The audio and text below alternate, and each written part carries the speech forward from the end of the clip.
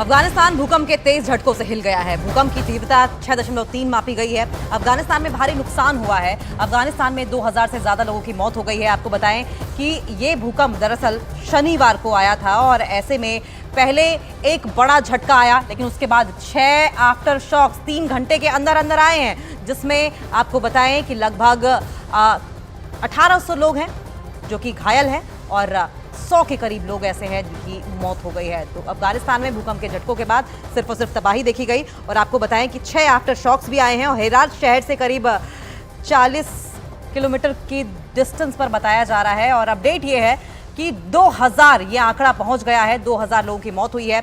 हेरात प्रांत के लगभग 40 किलोमीटर के डिस्टेंस पर इसका एपिसेंटर था और ऐसे में आपको बताया कि 6.3 की तीव्रता पर कई इमारतें ऐसी हैं जो कि धराशायी हो गई हैं, जिसमें लगभग 2000 लोगों की मौत हुई है।